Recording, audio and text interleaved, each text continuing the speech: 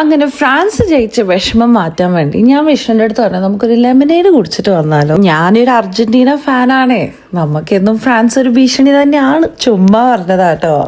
അങ്ങനെ കുറച്ച് സൺസ്ക്രീൻ വാരി തേച്ച് ഞങ്ങൾ രണ്ടുപേരും ഇറങ്ങി. ഇവിടെ ഇപ്പോഴാട്ടോ ഇത് പ്രോപ്പറായിട്ട് സമ്മർ തുടങ്ങിയത്. ഒരു 37 ഡിഗ്രി ഒക്കെ ഉണ്ട് ഇപ്പൊ ഡെയിലി വൈസ് നോക്കുമ്പോൾ. അപ്പൊ എന്തുകൊണ്ടും ലെമനേഡ് ഒരു ബെസ്റ്റ് ഓപ്ഷൻ തന്നെയാണ്. ലെമനേഡ് കുടിക്കാൻ പോയാൽ നമ്മളത് ചെറിയൊരു ഈവനിങ് വാക്കായിട്ട് മാറ്റിയെടുത്തു. ഞാൻ എൻ്റെ ലൈഫിൽ കാണാത്തൊരു സംഭവമാണ് ഈ സൺറൈസും സൺസെറ്റൊക്കെ.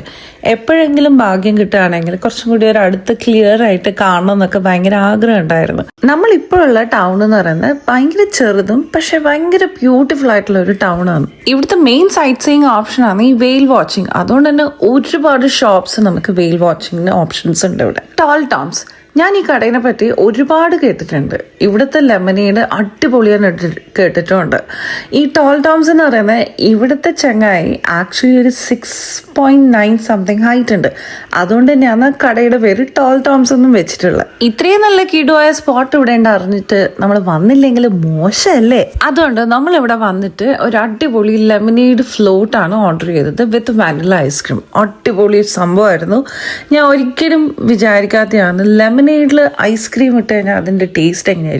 പക്ഷെ സംഭവം അടിപൊളി. നിങ്ങൾ ഈ സീന് ശ്രദ്ധിച്ചോ? വിഷ്ണുവിന്റെ തലയിൽ സൂര്യൻ ഇങ്ങനെ ഉദിച്ചങ്ങോട്ട് നിൽക്കുക.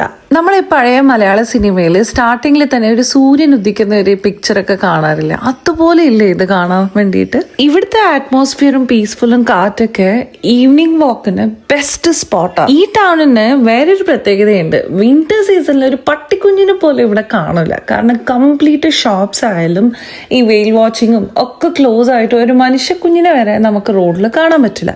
പക്ഷെ സമ്മറിൽ നേരെ ഓപ്പോസിറ്റ് ആണ്, ഭയങ്കര തിരക്കായിരിക്കും ഇവിടെയൊക്കെ. നമ്മൾ ആക്ച്വലി ജൂലൈ മിഡ് വീക്ക് ഒക്കെ ആകുമ്പം വെയിൽ വാച്ചിങ്ങിനൊക്കെ വരണം എന്നൊക്കെ ഒരു ആഗ്രഹമൊക്കെ ഉണ്ട്. വിക്ടോറിയയിലായിരുന്നു നമ്മൾ ആദ്യം വെയിൽ വാച്ചിങ് കണ്ടത്. അത് ഭയങ്കര അടിപൊളിയായിരുന്നു. സെയിം ടൈമിൽ സമ്മർ ടൈമിൽ തന്നെ ആയിരുന്നു പോയി കണ്ടത്. അപ്പൊ ഇവിടം വരെ വന്നിട്ട് ഇവിടുത്തെ വെയിൽ വാച്ചിങ് കണ്ടില്ലെങ്കിൽ മോശമല്ലേ. നമ്മൾ പണ്ട് ക്ലാസ്മേറ്റ്സിന്റെ നോട്ട്ബുക്സ് ഒക്കെ യൂസ് ചെയ്യാറില്ലേ, അതിന്റെ ഒരു കവർ പേജ് ഉണ്ടാവില്ലേ, അതിന്റെ ഒരു പിക്ചറും വിഷ്വലൈസ് ഒക്കെയാണ് എനിക്ക് ഇവിടെ പ്രോപ്പർലി കിട്ടിയിട്ടുണ്ടായത്. ദേ ആ ദൂരെ കാണുന്നതാണ് ലൈറ്റ് ഹൗസ്. ഭയങ്കര ചെറിയ ലൈറ്റ് ഹൗസ് ആണ്. ഇപ്പൊ അത് ഓപ്പറേറ്റിംഗ് ഒന്നല്ല, പക്ഷെ ഭയങ്കര ബ്യൂട്ടിഫുൾ ആണ് കാണാൻ വേണ്ടിയിട്ട്. ഈ കാണുന്നൊന്നും വീടല്ല കേട്ടോ, ഇതൊക്കെ റെസ്റ്റോറൻറ്റ്സ് ആണ് ഇവിടുത്തെ. അങ്ങനെ നമ്മൾ ലെമനേഡ് ഒക്കെ കുടിച്ച് ഒരു 15 മിനിറ്റിന്റെ ഒരു നല്ല വാക്കൊക്കെ ഉണ്ടായി, കുറച്ച് ഫ്രഷ് എയർ ഒക്കെ കിട്ടിയിട്ട് നമ്മൾ കൈയൊക്കെ പിടിച്ച് തിരിച്ചതേ നമ്മൾ പോവാണ്.